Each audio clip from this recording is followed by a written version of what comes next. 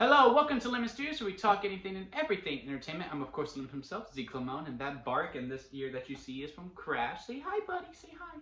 And this is my review for I.S.S. But before we get into that, let's get the house cleaning out of the way, shall we? I'm going to need you to leave a like, comment below, let me know your thoughts of I.S.S. And hit that subscribe button as it helps me grow to my YouTube career and also gives the dog a treat.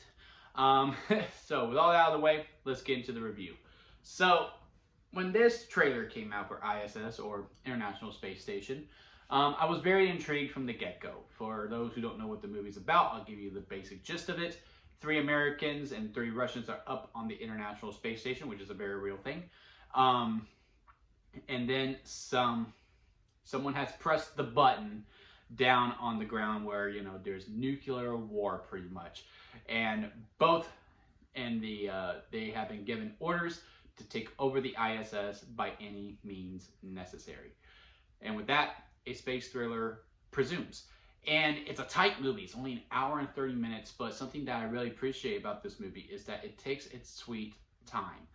You really spend the first 30 minutes of this hour and 30 just getting to know everyone and understanding them and how this comes to be. And it's probably real conversations that they have in the real one. In the real ISS, not the real movie. Where, hey, when you're up here, what's going on down there don't mean nothing. We're all in this together. We share everything. We talk with everything, and we just, really, really understand everyone. And we just really try to make it work. And you really feel that. And then once, they see what's going on down below, and then we do see the Americans get the notice of, take it over by any means necessary. We are at war. Take it over. And that is your new objective. And then when the thrill of the starting of like, well, did the Russians get it too? And how is this game of cat and mouse is going to go when someone gives an order and it's just like, are they playing me? Are they not? Can I trust them? Can I not? It really just makes for a very captivating movie. And I did say in my initial reaction, like, oh, this is probably one of the best movies that I've seen ever come out in January. When I was fresh out, I really thought this was like a really great movie. But now that I've had time to really process it and just really analyze it from, in my own head, I still think it is a very good movie. I still think it's probably one of the best January movies to ever come out, which is probably a narrative that we're probably going to need to reopen at some point, because these past 4 years, January hasn't sucked where, every movie has just been really bad. The first weekend, still for the most part, is where a bad movie usually comes out. But overall, we've had some very decent movies. Like, nothing is going great. Like, do I think I.S.S. is going to be an Oscar contender in 2025? No, I do not. Do I think I'm going to remember this movie by the time June hits?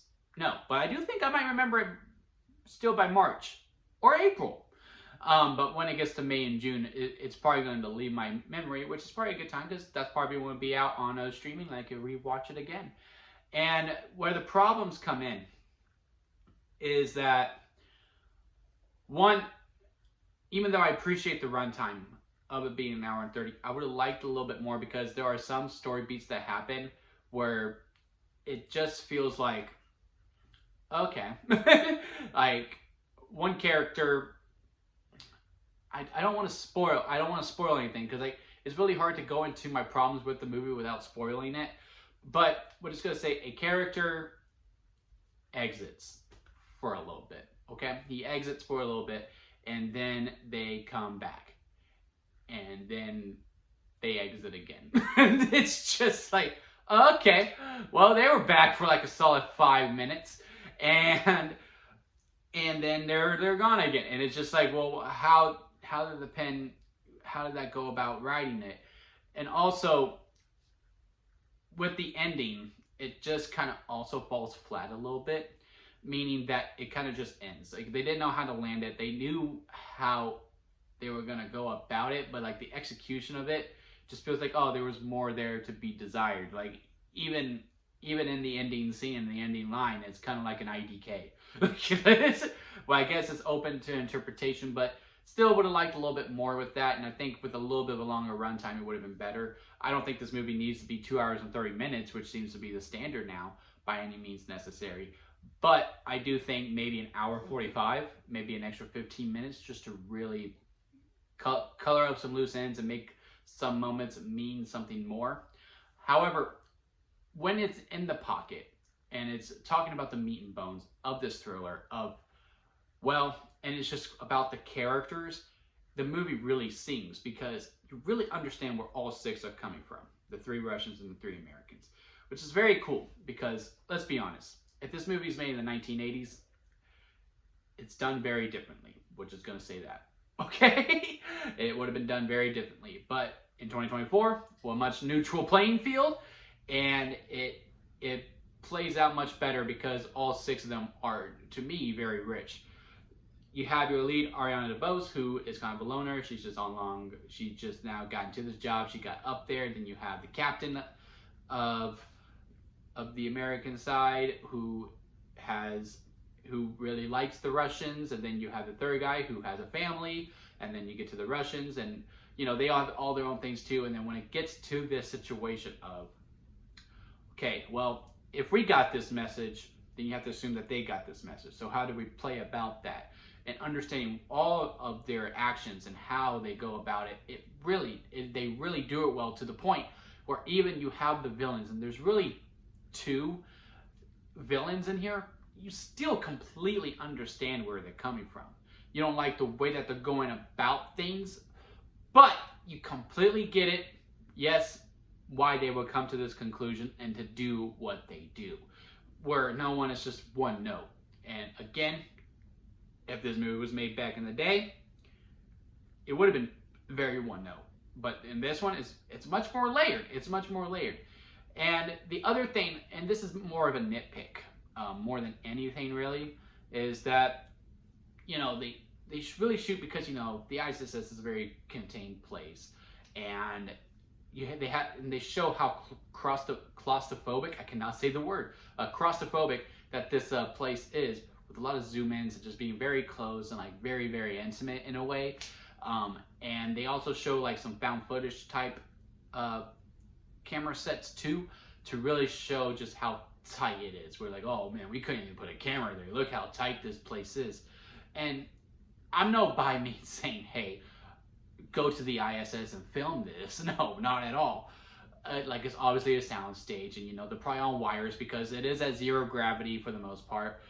But if you really wanted to convey this claustrophobic, cannot say the word, very closeness of how tight this place is and how uneasy it can be, why not just adopt the found footage and just do the whole movie found footage? Now, with some of the shots and some of the story beats, that would have been really, really hard, but hey, I just think it would have communicated that better if they would have done the found footage route, as opposed to, okay, picking bits and pieces of when to do the found footage black and white camera area. But really, when it gets, after that first 30 minutes, because it does start a little bit slow, when you're getting to know everyone, and it's engaging for the most part, and you're really at the eyes of Ariana DeBose, whose character, I mean, she says it from the get-go, really. She doesn't really trust anyone. And knowing, if you've seen the trailer, which assuming you did, get into the theater, you don't fully trust anyone either. So you're kind of on edge, just trying to figure everyone out, but then once it kicks in, it really, really sings well. And then it does kind of lose its footing a little bit in the third act when it was getting to the ending, either due to, hey, we have to do an hour 30 and we're just going to have to cut around some things here, and where the ending falls a little bit flat. This movie is still a good time at the theater. I still think it is warranted for the big screen, like I said in my immediate reaction. But do I think this is still the best January movie of all time? Maybe, but now I would have to really, truly consider it at this point. But yeah, I enjoyed the I.S.S, and I think you will too, and I think you should head out to the theater. If I had to rank it on the lemon scale, it is a lemonade, which is right in the middle, which is where, a January movie probably needs to be, in all honesty. Very good time in the theater. I highly suggest. So again, hit that subscribe button as that helps me grow into my YouTube career, and it gives my dog a treat. He is laying on my leg. And also leave a like if you did enjoy this review, and comment below, let me know your thoughts on I.S.S. or if you plan on going to see it. And until next time, guys, I'll see you here at Lemon Studios. Also, The Belt. That means it's my favorite movie of the year so far. If you're my favorite movie of the year, then you get the title. For people who have been watching me for a while, they knew what The Belt means. But yeah, I.S.S. is my favorite movie of 2024 so far. It's only 3 weeks in. Don't really expect it to last that long. But yeah, that'll be it for me, guys. I'll see you here at Lemon Studios.